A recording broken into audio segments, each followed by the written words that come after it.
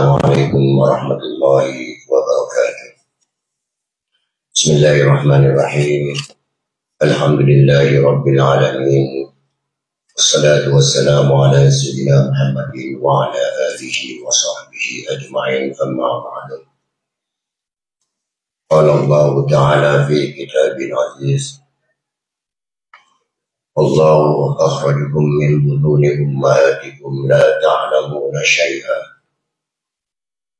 Qala rabbi shrah li sadri wa yassir li amri wahlul 'uqdatam min lisani yafqahu qawli.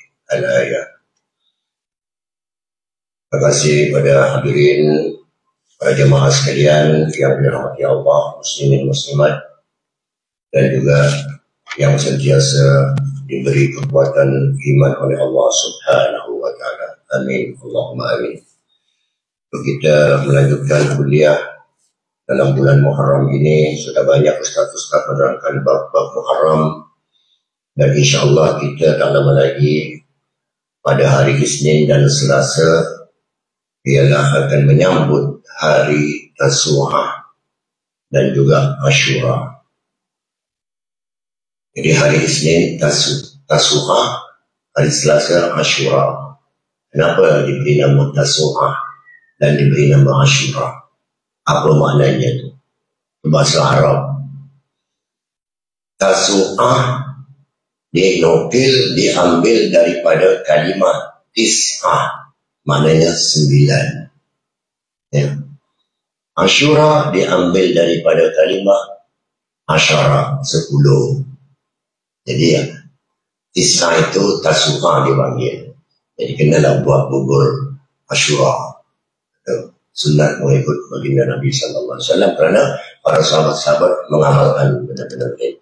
Jadi barang siapa yang berpuasa hari Senin dan Selasa, maka dosanya akan diampun dan pahalanya samalah dengan berpuasa setahunnya. Itu banyak fadilatnya, cuma kita kadang-kadang malas. Ya. Kerana nafsu yang panas itu sebenarnya, bukan kerana iman. InsyaAllah sama-sama kita mudah-mudahan diberi kekuatan oleh Allah Subhanahu wa taala. Untuk makluman para jemaah sekalian, sama-sama kita buka halaman pelajaran kita berkaitan dengan bab suci. Bab sesuci ini lanjutan daripada kuliah yang lalu. Sila buka surat halaman muka surat 37 yang bawah kita. 37. Saya baca dulu sampai ke muka surat 40, nanti saya baca. Qala al-musannif rahimahullahu ta'ala wa nafa'ana bihi ajma'in. Kaitan ta'alluq najis dan hadas. Ia berkaitan ta'alluq dengan apa yang perlu disucikan, badan ataupun diri, pakaian dan tempat. Badan ataupun diri. Cara bersuci daripada najis dan hadas yaitu menghilangkan najis yang ada pada badan, pakaian dan tempat. Manakala hadas, berwudu, mengambil air sembahyang, mandi wajib, mandi hadas besar, bertayamum jika sekiranya tak ada air. Saya baca dulu semua, nanti saya ulas. Kemudian yang seterusnya, alat-alat untuk bersuci. Yaitu alat-alat untuk bersuci, yaitu air mutlak. Air yang turun daripada langit, yaitu air hujan, air salji yang telah cair. Yang ketiga, air embun. B, air yang keluar daripada bumi, yaitu air mata air ataupun sumber mata air, air perigi, air sungai, air laut. Jadi jika sekiranya tak ada air memang betul-betul mudarat, maka bertayamum. Bertayamum itu lain, ya, diterangkan juga. Yang kedua, muka surat 38. Kita baca dulu. air dan hukumnya. Hukum air. Hukum air, ya, menurut keterangan nama dan juga nama air sekali. Suci dan menyucikan. Air yang tidak ada sandaran wajib ataupun air yang tidak bercampur dengan zat lain, sama ada zat itu suci ataupun najis. Pengertian lain, air yang turun dari langit ataupun keluar dari bumi dalam keadaan sifat asal kejadiannya, maka namanya itu air mutlak. Ya, sampai situ dulu. Jadi berkenaan bab sesuci ini, kita terangkan di awal mukadimah tadi bahwa firman Allah Subhanahu wa taala di dalam surat An-Nahl, ya, ayat 40 keberapa saya kurang pasti. Bismillahirrahmanirrahim.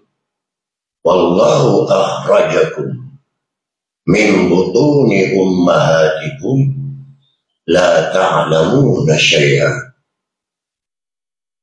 Seterusnya ayat itu, was-sam'a wal absara wal af'idata la'allakum tashkurun.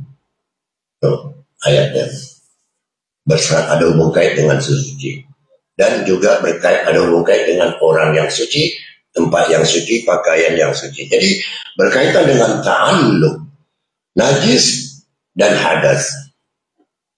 Hadas ini ada dua. Satu hadas kecil, yang kedua hadas besar. Hadas kecil apa dia?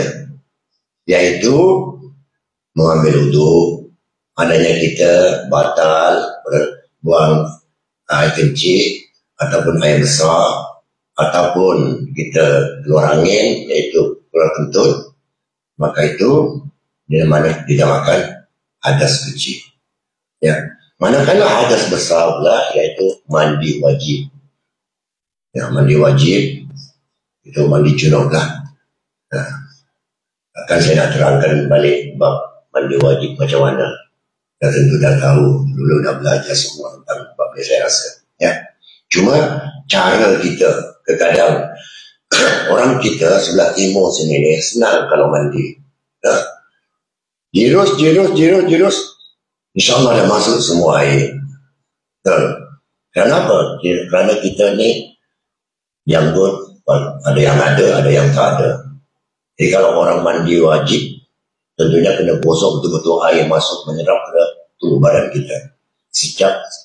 Secara langsung, di mana celah-celah, sama ada lelaki atau perempuan, ya, datang haid, nifas, ataupun junub, jadi kita mandi wajib tu, ya, itu kena buat betul-betul.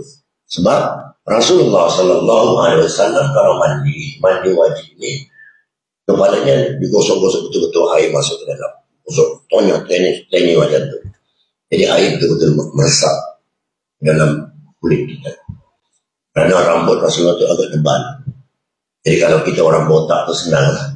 Macam saya dah kurang rambut sikit macam ni, kan senang mandi. Masuk sekali virus senang, terus sabun. Ya. Dan mandi wajib ni, semua celah-celah kuku pun kena. Kuku barangkali kuku ada panjang sikit, kotor, kena korek kuku-kuku itu semua.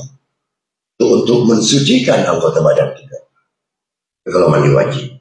Juga telinga, korek bagian luar, bukan ke dalam. Jadi benda yang nampak, kita kena buat betul-betul. Air masukkan benar-benar, sama ada kuku atau telinga, juga hidung. Kalau boleh sedut air hidung tu. Tapi jangan sampai timbul penyakit lah. Ya. Jadi juga dengan mulut, semua anggota badan, semua celah-celah kita, termasuk maaf cakap lubang dubur kita pun kena cuci yang sebersih-bersihnya kalau mandi wajib. Ya. Itu hal yang besar. Itu ringkas saya terangkan, ya. Kenapa kita tidak mahu? Kenapa kita harus tahu benda macam ini? Kenapa? Dalam firman Allah tadi disebutkan, wallahu akhrajakum min butuni ummahatikum la ta'lamuna syai'an. Maknanya, begitu Allah mengeluarkan kita dari perut ibu kita, dalam keadaan suci. Dan la ta'lamuna syai'an. Barang tentu, dah pasti, begitu kita lahir kat dunia ni, kita tak tahu apa benda. Dalam keadaan bodoh. Ataupun bodoh lah. Panggil kasar dia. Bodoh tak tahu apa benda. Hanya tahu merengek, menangis dan sebagainya. Kemudian seterusnya ayat tadi, was-sam'a wal-absara wal-af'idah. Jadi Allah memberikan kita telinga, pendengaran. Sama, pendengaran. Agar supaya kita mendengar. Maknanya apa? Disuruh menuntut ilmu. Agar supaya kita tahu. Kemudian yang kedua, wal-absar. Maka Allah berikan mata pada kita. Supaya kita dapat melihat. Bukan masalah melihat baik buruk sahaja, bukan. Ingat, supaya kita dapat berjalan, menuntut ilmu dan sebagainya. Dalam keadaan masih remaja, menuntut ilmu lah. Kemudian, yang ketiga, wal-af'idatan. Dan Allah memberikan hati kita. Maka itu kita, bila sudah akil balik, sudah berakal, boleh lalu saya terangkan bahawa akal balik, kemudian diberi hati agar supaya kita berfikir, ya. Kemudian beri telinga, pendengaran supaya kita dengar dan melihat, dan juga memberi hati agar supaya kita menuntut ilmu, supaya kita menjadi orang yang cerdik dan pandai, supaya tidak bodoh semacam mana kita lahir balik. Itu maksudnya. Kemudian yang terakhir ayat itu, la'allakum tashkurun.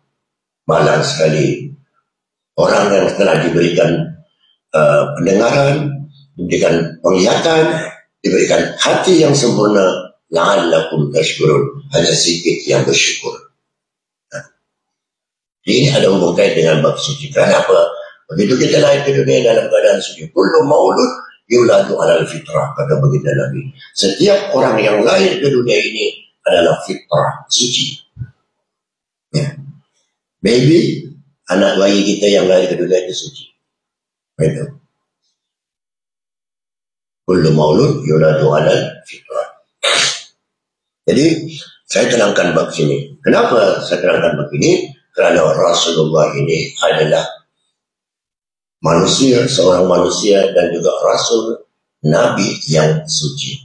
Kenapa saya katakan begitu? Kalau ini kitab ini menerangkan asas-asas fardu ain, ada hubung kait dengan tasawuf. Tasawufnya di mana? Biasa orang sufi dulu-dulu ni Datuk ahli syair. Dia suka pada syair-syair Arab. Ya. Dia suka mengarang syair-syair, menjadikan aurat, jadi wirid. Itu bagi orang Arab. Seperti apa? Ini bukan hadis, tetapi para ulama mengamalkan syair-syair semacam itu sebagai amalan. Biasanya orang tariqah yang mengamalkan benda macam ini. Ahli sufi. Apa dia? Dalam suci baginda Nabi SAW, nazamnya ataupun lagunya ataupun kalimahnya, syairnya, yaitu lam yakhtalim qattu taha mutlaqan abada wa ma tasa'aba aslan fi madaz zamani. Maksudnya apa? Lam yakhtalim qattu taha mutlaqan abada. Baginda Nabi SAW tidak pernah bermimpi ikhtilam. Tak pernah mimpi kotor, tak pernah mimpi bersetubuh, tak pernah mimpi benda kecarut. Itu baginda Nabi. Jangan kata itu Nabi lain. Jangan kata macam itu. Sebab Nabi adalah contoh yang terbaik untuk umatnya. Laqad kana lakum fi rasulillahi uswatun hasanah. Contoh yang terbaik adalah baginda Rasul. Karena untuk supaya diri kita suci semacam mana air kita ambil wudu itu. Ya. Kemudian minhud dawabu falam tahrub wa ma waqa'at dubabatun abadan fi jismihil hasani. Syair Arab ni. Kalau dilakukan Samiyatali muqatuqah mutlaqan abada, itu ada lagunya. Nabi tidak pernah bermimpi ihtilam selama-lamanya, selama hayatnya. Wa mata sahabat minhu dawabu falam taruk wa mauhad. Dan Rasulullah tidak pernah dihinggapi oleh binatang sekecil apapun. Ya, tapi di sini terangkan dubaba itu lalat. Lalat pun tak nak berhinggap pada tubuh baginda Nabi sallallahu alaihi wasallam karena bersuci, sentiasa suci. Ya. Kalau tak berlayar, boleh kita cobalah. Cuba kita amalkan sentiasa ada air wudu, insyaAllah. Benda-benda yang kotor-kotor tak terhinggap pada kita. Kalau kita benar-benar ahli sufi lah. Ahli sufinya. Biar khalfihin ka'amamir biartun sabar wala yuda'a sabdu. Jadi Nabi ini juga dapat melihat apa yang berlaku di belakang. Semacam mana melihat ke depan. Biar khalfihin ka'amamir biartun sabatat. Jadi boleh dapat melihat belakang apa yang ada kat depan. Sama. Itu keistimewaan baginda Nabi sallallahu alaihi wasallam. Dan juga qalbu lam yanahin kata asad. Dan walaupun Nabi dalam keadaan pejam mata, tidur sekejap, terlena sekejap ataupun berbaring tertidur, tapi hati baginda Nabi tak pernah tidur. Wa qalbu lam yanam, dan hatinya tidak pernah tidur, maksudnya bahasa Arab lah.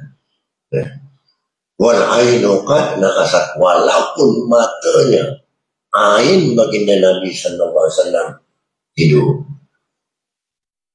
Kenapa? Karena suci tadi itulah. Jadi kita sebagai contoh baginda Nabi sallallahu alaihi wasallam. Dan yang terakhir baginda Nabi sallallahu alaihi wasallam, yang seterusnya Nabi juga tidak berjalan tak ada bayang-bayang. Kenapa? Dilindungi oleh awan. Jadi matahari terik macam mana pun Nabi tak kelihatan dengan bayangannya. Ada bayang, orang tak nampak. Sahabat-sahabat sekelilingnya pun tak pernah nampak kerana dilindungi oleh awan. Itu keistimewaan baginda Nabi sallallahu alaihi wasallam. Dan juga yang terakhir, segala binatang kalau baginda Nabi sallallahu alaihi wasallam, lalu sejak daripada lahir sampailah wafat baginda Nabi sallallahu alaihi wasallam, binatang buas sekalipun mesti berhenti kalau ada baginda Rasul berjalan. Kalau kita ada binatang, ada anjing pun takut. Bukan berhenti anjing tu. Patutnya anjing takut pada kita, tapi kita yang takut pada anjing lah. Bila lagi kalau rimau. Itu keistimewaan baginda sallallahu alaihi wasallam. Kenapa saya terangkan ini? Agar supaya kita menjadi contoh yang terbaik untuk diri kita sallallahu. Dan bagaimana contoh baginda sallallahu alaihi wasallam. Itu dia.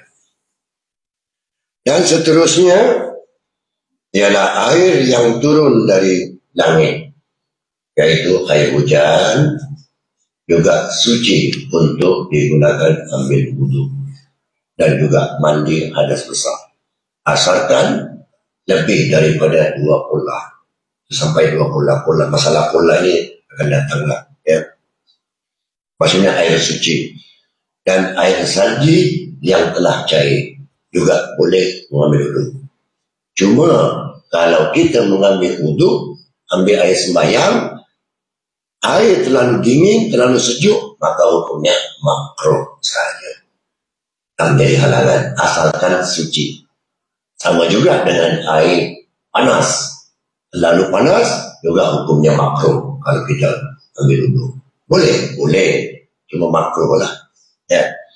Dan yang ketiga air embun. Air embun juga kalau dikumpul cukup 1 cerit, asalkan tidak dicampur dengan air lain, asalkan tangan kita tidak masukkan ke dalam itu, maka air itu suci untuk digunakan ambil wudu. Ya.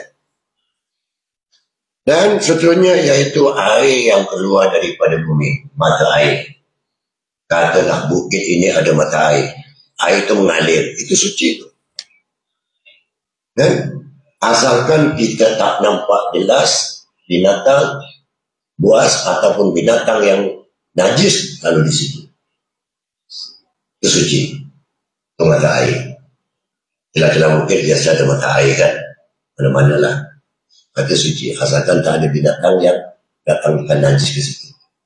Seperti tai, binatang, ataupun binatang yang anjing, babi dan sebagainya. Asalkan kita tak nampak. Itu masih suci. Yang nampak tak boleh lah. Ya. Kemudian yang seterusnya yaitu air perigi. Air perigi itu maklumlah. Biasalah kampung-kampung dulu-dulu ni orang ambil air perigi lah. Ya, orang dulu-dulu. Kenapa kitab ini menerangkan masalah ini? Kerana peristiwa yang lalu, yang dulu-dulu ni memang berlaku macam itu. Ya, termasuk air sumber mata air itu, air yang mengalir, itu macam sungai itu daripada sumber mata air. Mana-mana bukit-bukit bakau, air itu menjadi satu, jadi sungai. Itu namanya air sumber mata air. Jadi, dan juga yang terakhir, air laut. Air laut walaupun masih juga suci dan juga menyucikan untuk kita minum. Ya. Kita tahu boleh was-was dalam hal ini. Boleh cuci pakaian, air laut pun boleh. Cuma leaking lah. Ya, kerana masin. Tapi yang penting, jika sekiranya kita tak ada air, maka boleh menggunakan air laut. Katalah tempat kita air dalam keadaan 3 hari, 4 hari mati air. Boleh laut kita di bawahnya. Tapi kawasan Malaysia ni kemudahan sangat senang dan mudah. Kemana? Banyak sungai. Dan ada sumber mata air pun ada. Perigi juga ada. Orang dulu tahun 70-an sampai 80-an lagi. Kerana pipe kerajaan belum masuk ke rumah-rumah. Maka masa itu ada rumah setinggan banyak sekali. Setiap kampung, kawasan setinggan itu biasanya gunakan pam air. Ya, berbawah tanah. Orang dulu. Baik suci semua. Jadi juga ada sumber mata air dan juga buah perigi masing-masing di kawasan rumahnya. Itu air suci semua. Orang dulu pakai macam itulah. Sekarang senang. Kalau kita tak ada air kawasan kita, senang. Oh, kawasan Selangor, Gombak, Selangor, sini, Selangor, ada air. Dah, macam saya tu tak ada air. Pergi ke Hong Tai Kim, banyak air kat Kompleks Idaman tu. Kan? Hidup situ. Tak susah kalau kawasan kita lah. Tak ada juga pergi ke Kuala Lumpur.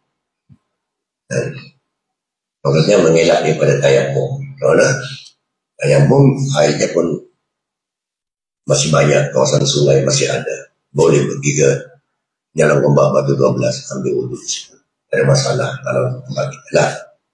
Inilah.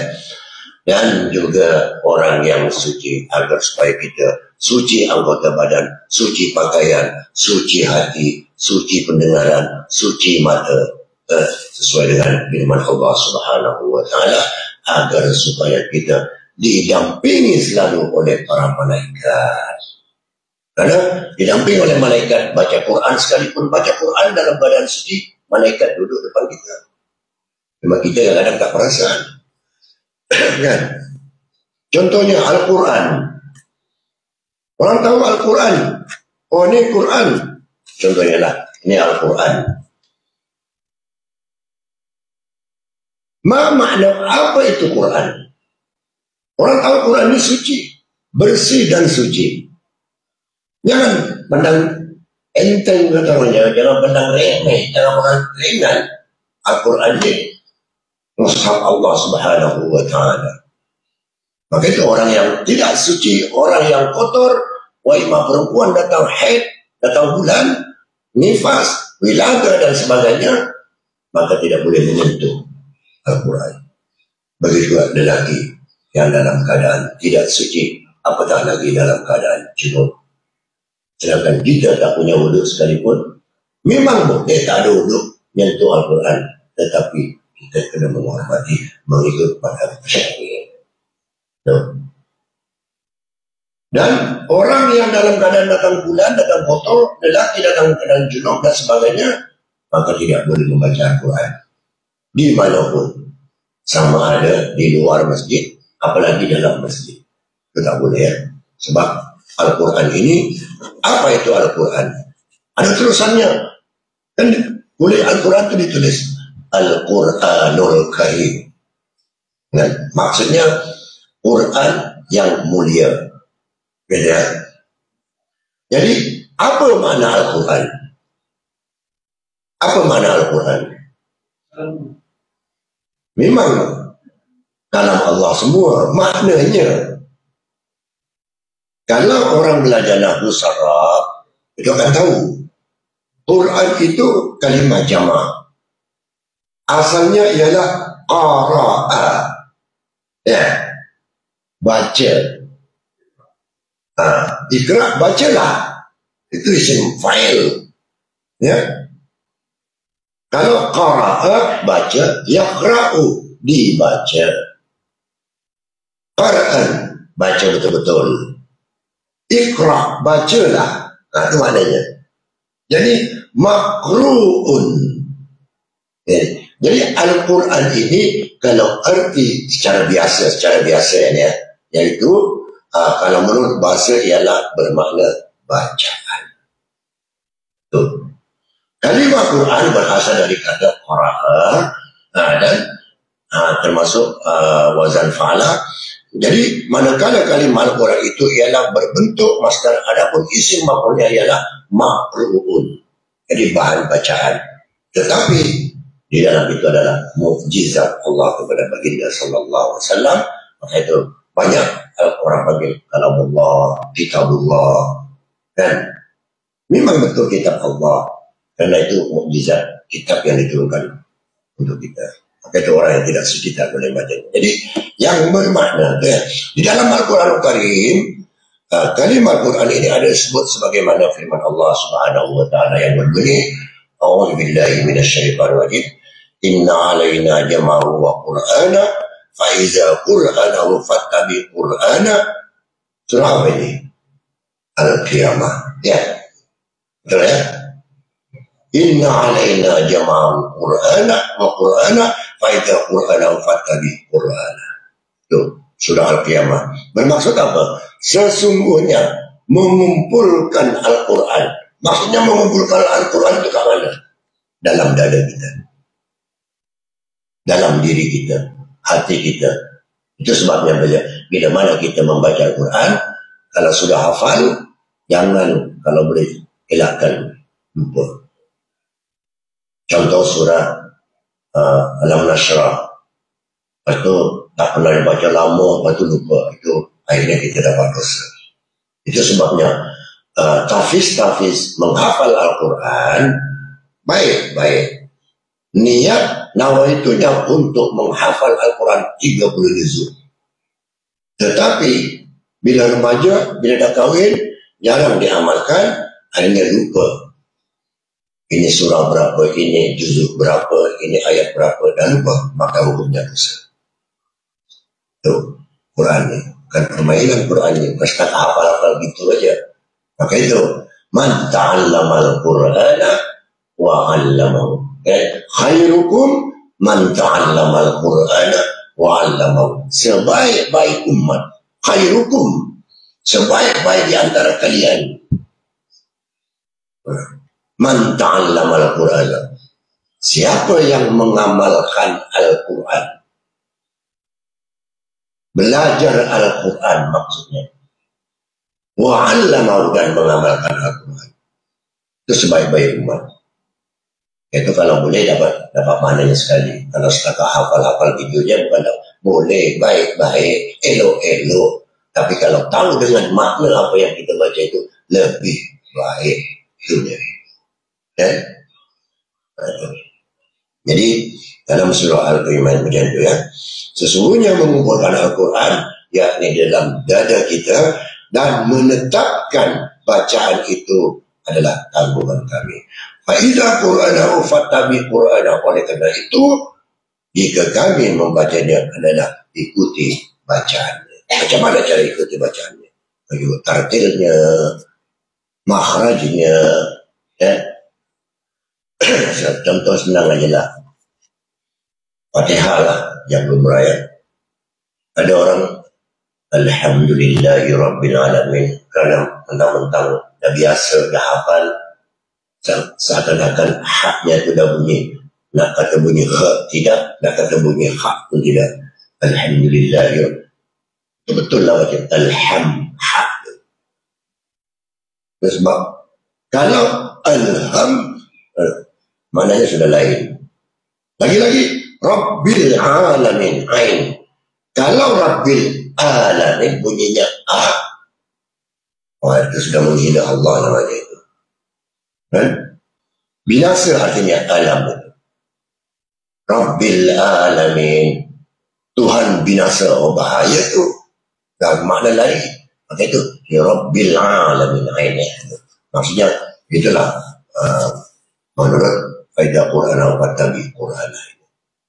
Jadi Al-Quran adalah merupakan kalam Allah, yang juga merupakan mukjizat yang diturunkan dan diwahyukan kepada Nabi Sallallahu Alaihi Wasallam, dan membacanya adalah jelas mendapat pahala dan juga adalah merupakan sebuah ibadah kepada Allah Subhanahu. Kenapa? Orang yang cinta pada Al-Quran, orang yang suka membaca Al-Quran, yang benar-benar tidak pernah miss membaca Al-Quran, maka besok di alam kubur, di akhirat, Al-Quran akan menjelma merupakan makhluk untuk mendorong kita masuk ke surga Allah Subhanahu. Dia yang memberi syafaat pada kita. Itu keistimewaan Al-Quran. Ya. Maka itu dengan syarat Al-Quran ada dalam hati. Nah, jangan setakat baca-baca gitu aja. Boleh. Kalau orang baru belajar maklumlah. Ya, tapi kena simpan benar-benar dalam hati. Contohlah, saya berniat, bernazar untuk menghafal surat Ar-Rahman, boleh. Atau kena betul-betul itu nazar itu.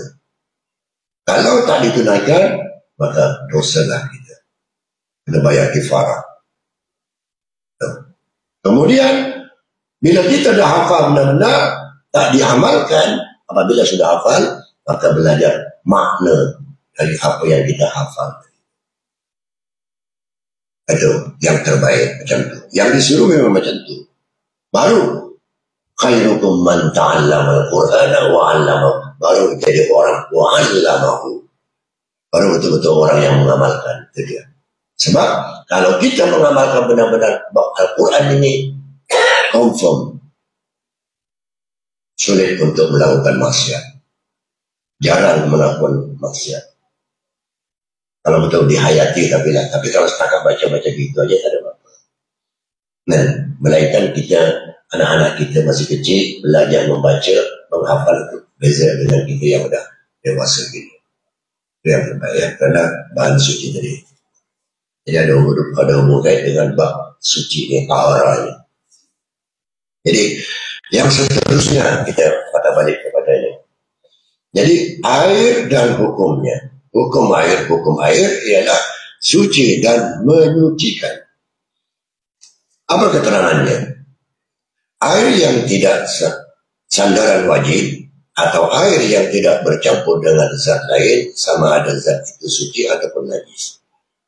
Pengertian lain, air yang turun dari langit atau keluar dari bumi dalam keadaan sifat asal kejadiannya. Jadi sandaran wajib maksudnya contohnya susu, kopi, air mawar, sirap dan sebagainya. Suci. Tapi tak boleh digunakan untuk ambil wudu. Suci untuk diminum. Teh. Mentang-mentang teh dapat 2 pulau punya teh boleh. Ambil wudu tak boleh lah. Ya, karena warna sudah berubah. Yang dimaksudkan boleh kita ambil wuduk itu air macam putih, tidak berubah warna, ya, baunya tidak berubah, rasanya juga tidak berubah. Itu yang boleh digunakan ambil sesuci berwuduk dan juga mandi wajib. Jadi maksudnya sekiranya air hujan yang turun dari langit memang berasal warna merah ataupun warna hijau, itu tak apa, karena memang asalnya turun warna merah, suci. Karena itu buatan dari Allah. Kalau buatan dari manusia, itu kan air putih juga jadi sirap, sampai 13 tin minyak tanah. 13 tin ya ukurannya biasanya 2 bola lah, kan? 129 kilogram air 2 bola. Kalau ditukar warna, maka tidak boleh digunakan untuk ambil air wudhu. Ya. Kenapa?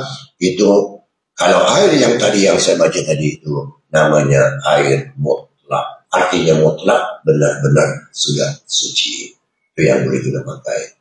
Jangan macam nama air tak video dulu. Orang negro dalam bulan Ramadan curi-curi minum kok kat belakang rumah, kan?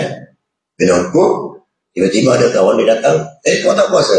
Ambil wudhu, air kok Coca-Cola ni digunakan ambil wudhu lah. Itu tak boleh lah, ya? Itu namanya lain, bukan tak boleh, bukan tak suci untuk kita minum, tapi untuk ambil wudhu tak boleh. Ya.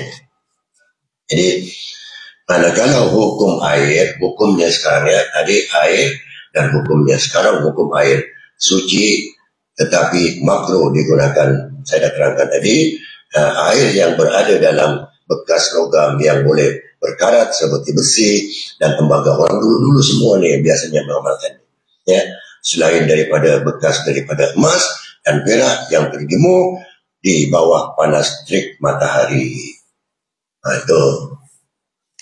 Dan namanya itu air musyammas. Ya. Air musyammas ini air yang ada di bawah matahari. Airnya terlalu panas sangat.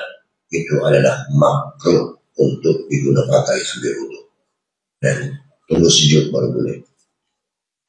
Ya, insyaAllah itu lagi berkenaan dengan bab sesuci. Maka itu tadi saya terangkan sesuai dengan apa yang diterangkan bab kalimat tadi.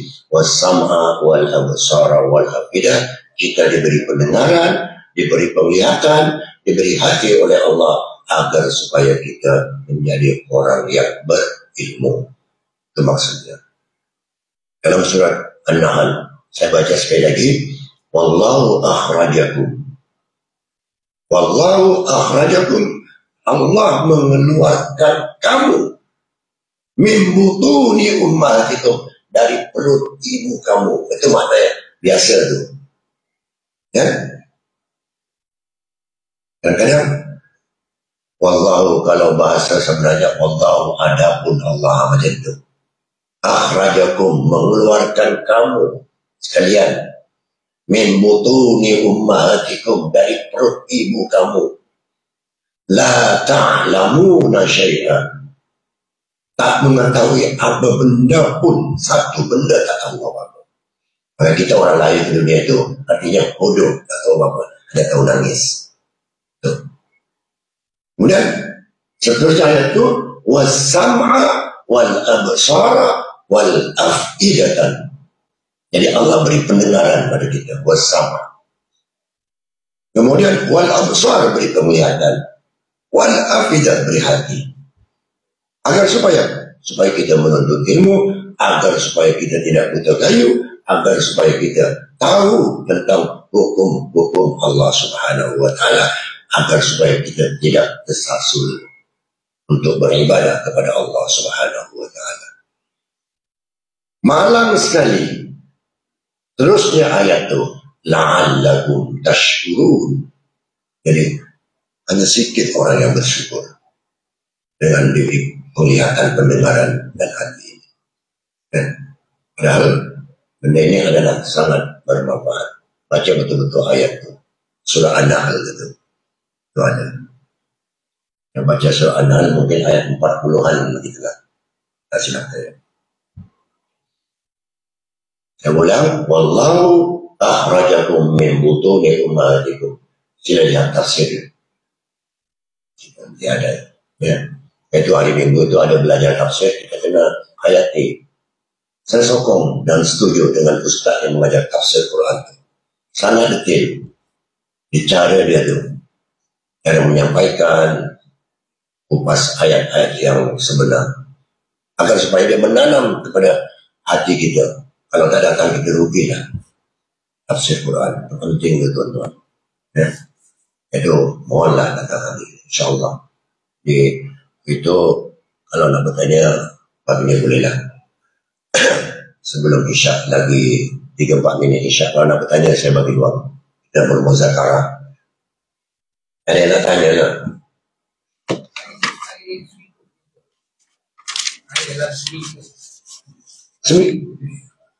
Air terjun. Kolam renang. Kolam renang itu air buatan manusia. Kalau memang lebih daripada 2 kolam, itu suci sebenarnya. Tetapi kalau orang di situ nanti kencing dan semuanya, kita ragu lah sebenarnya kan.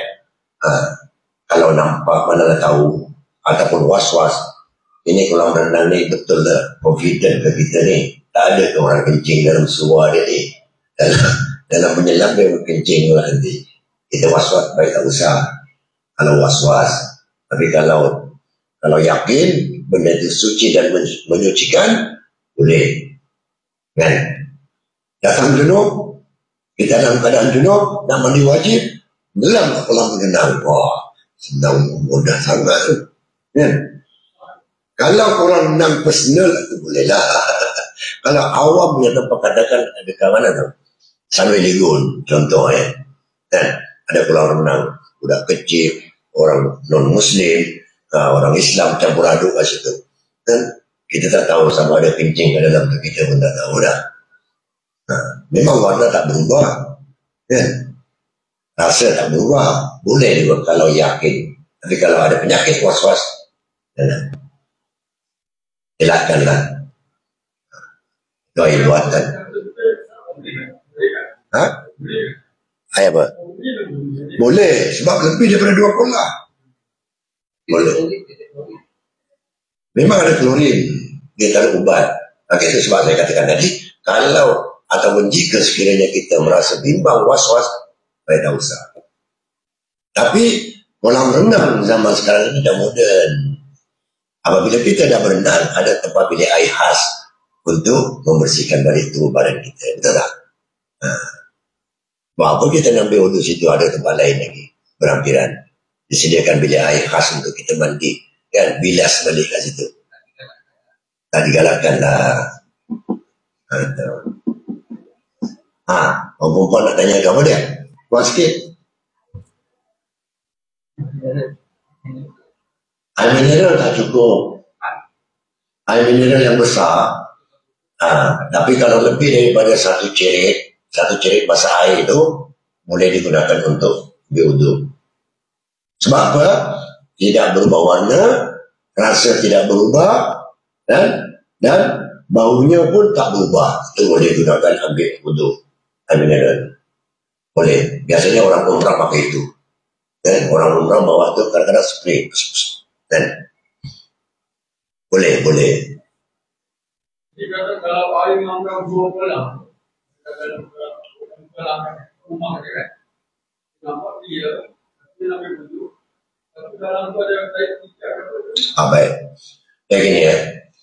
Kalau air yang cukup 2 kolam ataupun lebih daripada 2 kolam, lebih sikit daripada 2 kolam, tiba-tiba air itu binatang jatuh ataupun tai binatang jatuh ke situ, ya.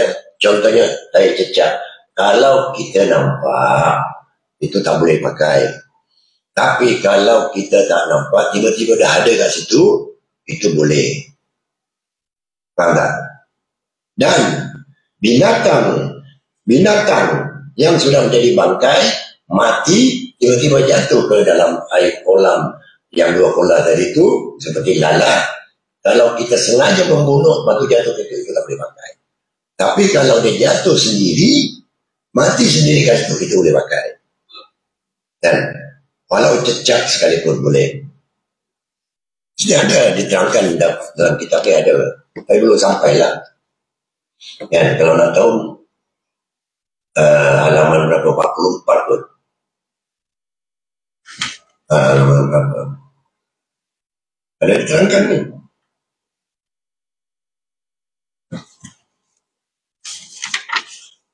Air yang 2 kolam, ya. Kemudian 42, 43. Itu dia. Air sedikit iaitu yang daripada 2 kola. Air banyak iaitu air yang cukup 2 kola ini. Ukuran 2 kola itu berapa? Ini semua ada ni. 192 kg. Betul lah tu. Tin minyak tanah 13 tin. Betul lah ni kita beli. Supaya kita belajar dulu macam tu lah.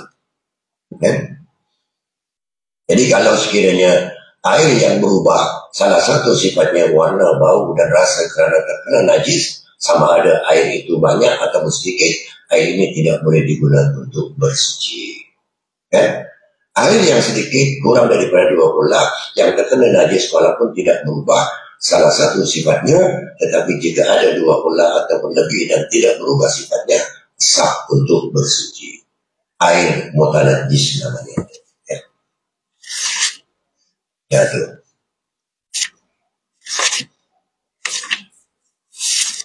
Jadi kalau air 2 kola tadi itu jatuh, binatang tiba-tiba katakan kolam kat sini, tiba-tiba cecak jatuh, masih hidup berjalan, itu tak apa, masih suci lagi. Tapi kalau kita bunuh dan binatang itu jatuh, cecak tadi itu jatuh, kita tak boleh pakai. Sebab kita sengaja. Sama juga dengan air kopi kita. Tiba-tiba lalat, pup, masuk. Lepas tu kita ambil lalatnya. Boleh minum? Boleh. Cuma kita beli je lah. Itu je. Boleh. Apa lagi? Ya, air mineral boleh. Ya, mineral boleh. Seperti mana orang umrah sekarang digalakkan mufti-mufti di Malaysia bersepakat dalam mengesahkan benda itu. Dan Saudi juga membenarkan. 4 mazhab sepakat membenarkan ambil wuduk pakai spray itu.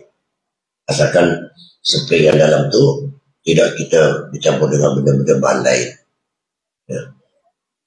Asal kita kecil tu boleh. Sebab dalam keadaan darurat. Kan? Itu boleh. Biasanya orang umrah pakai itu, dia bagi bekal macam ni kan, kecil kan. Itu spray.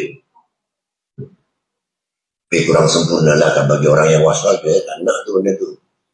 Mohal tak cukup, gosok 4-5 kali. Nah.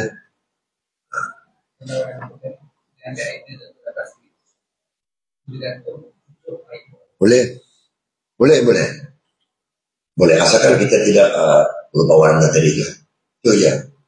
Yang penting, air itu suci dan mensucikan, tak berubah warna, rasa kan tak berubah, kan bau tak berubah. Itu boleh kita pakai. Katalah air ini taruh dalam plastik. Waktu plastik itu gantung. Waktu cucuk, keluar mancuk air kan. Bila mancuk kita ambil dulu. Boleh. Kan? Itu boleh. Makanan macam mana?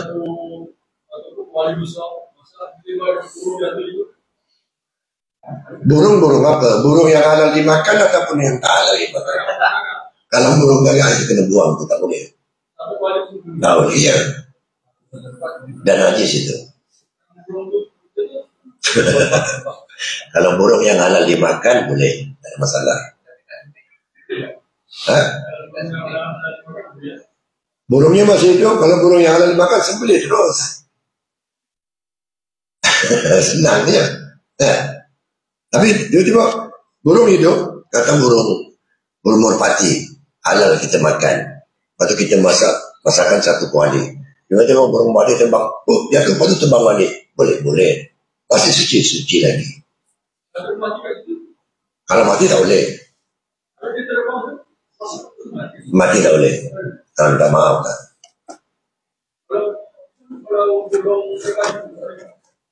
Kalau mematikan tak boleh. Tak boleh. Kena sembelih burungnya tu sebelum mati. Ayah.